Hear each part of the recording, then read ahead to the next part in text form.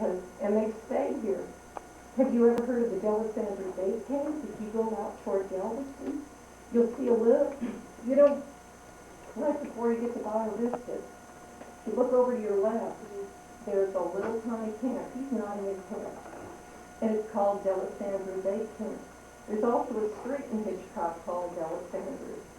And there are many Delisandres that still live in Hitchcock. And these are some of the things they did. This shows the vegetable growing time when they were growing the vegetables. Because this is how they made money. They came over here with almost nothing. They came over here with just barely the clothes on their back. And they received land. They got land, and they had very, very hard time. But this is what they did. And look at the lettuce, the strawberries, and all the other things that they grew. And there's a bunch of them in the field. And I know this lady, Ethel, she came yesterday. She's probably in her 80s now. Another thing about the Italian families were many of them were Catholic. And Catholics really like pictures of Mary. And so you see the picture of Mary. And let's see, what can I tell you? This is the Terrazzo family, and this lady kindly wrote something about it. And that is Joseph Terrazzo right there. And that is his wife. Let me see if I... And let's see what else. This is in Galveston, and they're right. This is on the seawall. Have y'all been down here to the seawall? See, they rode those little cars from the seawall. That picture was taken in 1941. So they came from Palermo, which a lot of them did. And you did mention the service. This is Charles Terrazzo and Peter. And they said that both brothers were in the U.S. Army at the same time. And one was in California, and one was in Fort Lewis, Washington. And there are the two brothers, and this is probably during the 40s and World War II. And I think this was during the war, too. Here they are, the Terrazzo brothers and the Cologna girls. Now let's see if we can find Cologna. See, so they all got to know each other once they got over here. Now this family is the Cassetta family, and Mr. Jack Cassetta was right up here on 2nd Street, and he was here yesterday, and that was their little lamp that was used by the Cassetta family during the early years from Hitchcock. And the first Cassetta to come here was Frank, and he came from, I'm going to try to pronounce this, Taverniti, and I'm sure I'm saying that wrong, in northern Italy, way up higher, and he came in 1912. And they wrote us up a little history, and they said that they were married, Frank, and Buccaneer, and I'm saying that wrong, in the United States of America. And they had 2 sons who set sail for the United... Okay, let me get this straight. Frank and Buccaneer were married in 1805. Then they came to the United States. They had 2 sons. They had 2 sons before they set sail. So the sons were on the boat with them. And this was their house. And it was right up here on 2nd Street. But this is something I really want to tell you about. Isn't that gorgeous? Do y'all have any idea how old it was? Nope. Well, we don't even know for sure. But this was worn by this lady right here. Buccaneer. And you know what? That was a wedding veil, because it was a custom at that time in Italy. Where we wore white wedding veils, they wore black wedding veils. And this was part of a wedding dress, I think. But I know that, I'm not sure, but this is her veil. And these people have stayed in Hitchcock for a long, long time. They moved to Fairwood Road. Do you know where Fairwood Road is?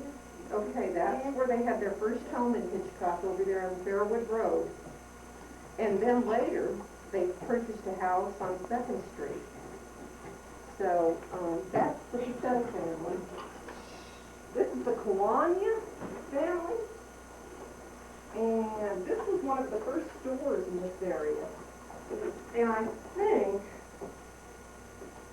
I think it was located in Hitchcock. It was either located in Hitchcock or Santa Fe. But remember, back in those days, they didn't have any computers. And they weighed food on things like this. And look at how they, you know, where we have adding machines, this is what you had to tally up with. How much somebody had spent. Can you all see that at the cash register? And you had to press the keys. It didn't work in electricity, either the power. And that added up your bill.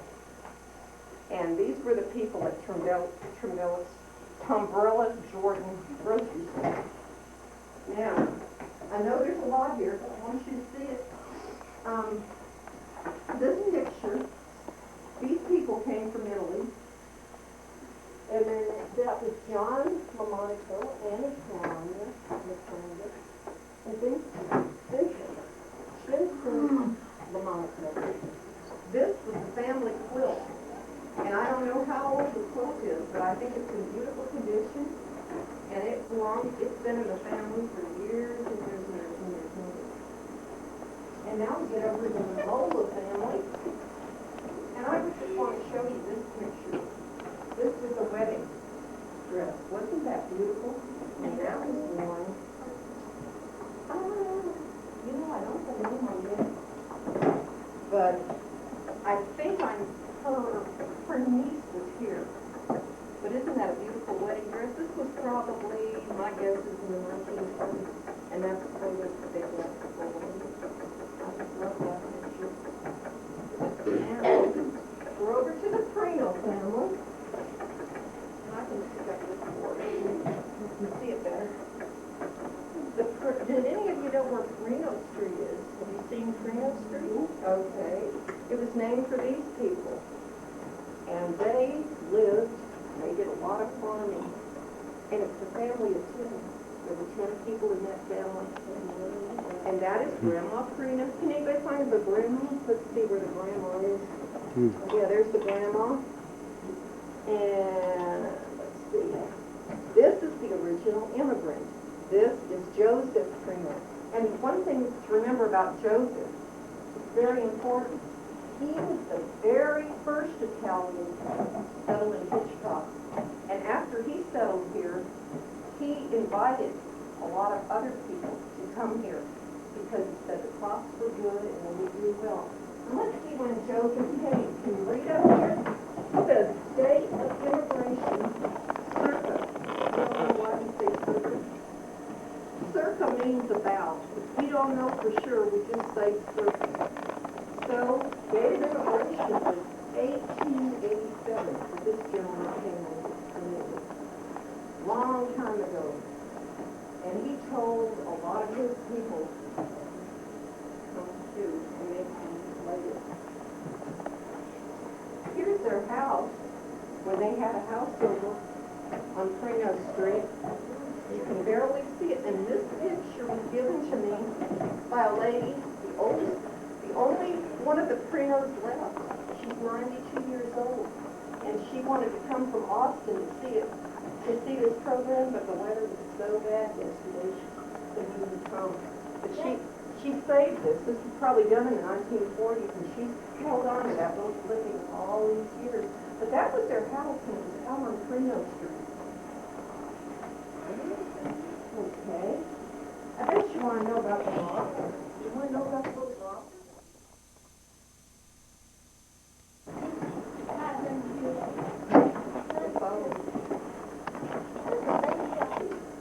And he would write it in, and then he would get somebody else to sort of keep the books for him. Okay, peaches. A whole bag of peaches was 20 cents back then. Cheese, big pounds of cheese, 25 cents. Bologna. Bologna was 25 cents. Yeah. Cakes, 10 cents. What a cake?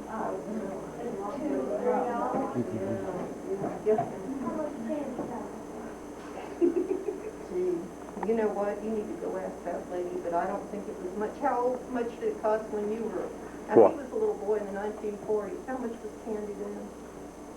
Oh, what you pay 50 cents for then is a nickel then. Yeah. But remember, the other side of it was people weren't earning as much. So, you know, it all kind of... And this was the original Mr. Shiro. This is the man that kept the books that I told you about. This is the man that owned the store. And he's holding his grandson in there.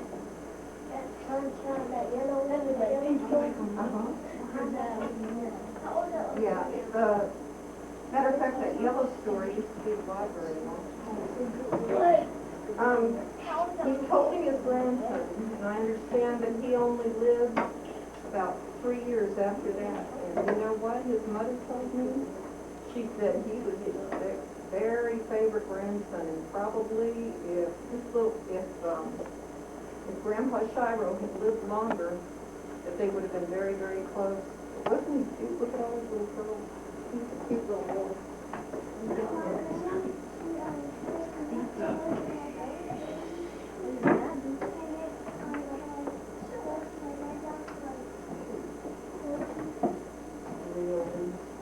Okay, I know your teacher's looking at the clock.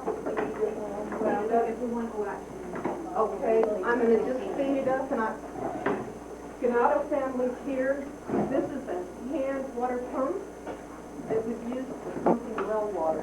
They didn't have water running in the houses, so you had to pump the water with this pump, and you had to press it up and down to get your water, and your water flowed out of here. This was a bed warmer. You know, when your sheets, in the wintertime, if you were cold, you put coals in here, and you ran it under your bed to warm up the bed. Did you ever all throw in bed on a cold night when the sheets were cold? Yeah, well, this is how you warmed it up. Okay. One more thing I want to show you. As I told you, these families came from Italy with very little. They didn't have much of anything. That trunk right there is the trunk that Angelo Beltrami brought from Italy in 1914. And he had to pack everything he owned. He had to pick what he wanted to take because he had to leave a lot of stuff there. Everything they owned was in there. And one of the family members made that quilt, and it was over 100 years old. And so, teacher says we... And so, actually, all of these people whose names are represented here knew each other. They knew each other back about 1900, 1920. And many of them since then have produced children and grandchildren who have married into each other's families. So you will know in your school here and in your interaction with students your own age, you will know many of the descendants of these people. Now, they may have a different name because, for instance, maybe Miss Beltrami, her daughter married another man named Jones. They didn't necessarily marry Italian. So then you might know a Susie Jones, and you wouldn't even know that she'd be a descendant of one of these Italian families. So if you'd like to start looking around, and I'll walk with you, and I'll answer any question. I want to tell you right here that this is a wonderful thing that was brought. This is the trunk that came on the ship. You can see the trunk of them. You can feel that. They brought that on the ship in, let's see up here, 1914. That's the name. Now, the lady that came, she crocheted all that by hand. With her hands, she had to do it in families. It was so heavy.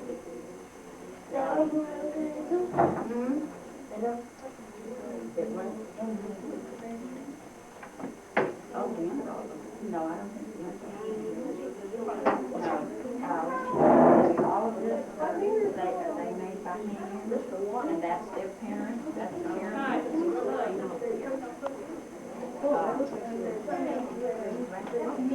This is a trap. This is a trap that they used for that. trap animals because the animals were bad. Bad animals, wild animals, and they had to trap them somehow, or they would eat their chickens. Let me tell you, this is what they want. This is Kathy. Kathy. This Brooke.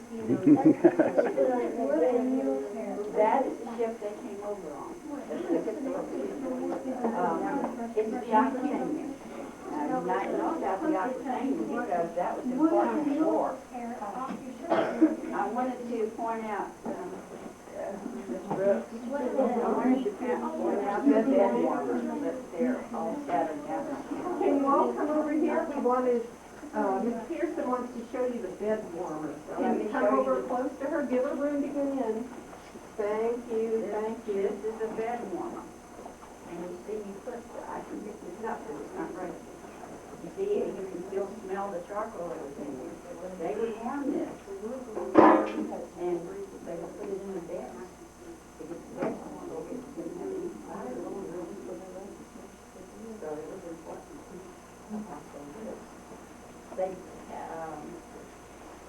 They trapped the wild animals with this trap. What is this trap? This is an animal trap. And back in the early days, in order to protect their chickens and their livestock, they had no choice but to try to get rid of the wolves and coyotes. Of course, nowadays we don't do that. But back then, it was either a matter of surviving, they could either them or the animals. These are all papers that they brought with them, and memorabilia, thank you. This is the Aquitania.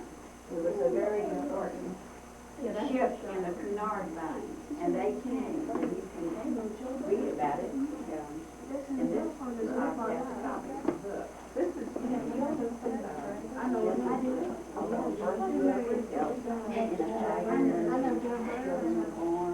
Okay, they're all in the they never sat in that book, so I made a copy of that. Now Mrs. Tavaldo, when she came on the ship, let me tell you this. Mrs. Tavaldo came on the ship. Can you all listen here? We want to tell you about the ship. Just a minute. Oh, we'll get down there, y'all. I know they're excited. Kiddos, way over here. I want to tell you about I just want to tell you that this, I don't know if you noticed, this is hand woven, or maybe not interested. And this is hand woven, and the baby was wrapped in that,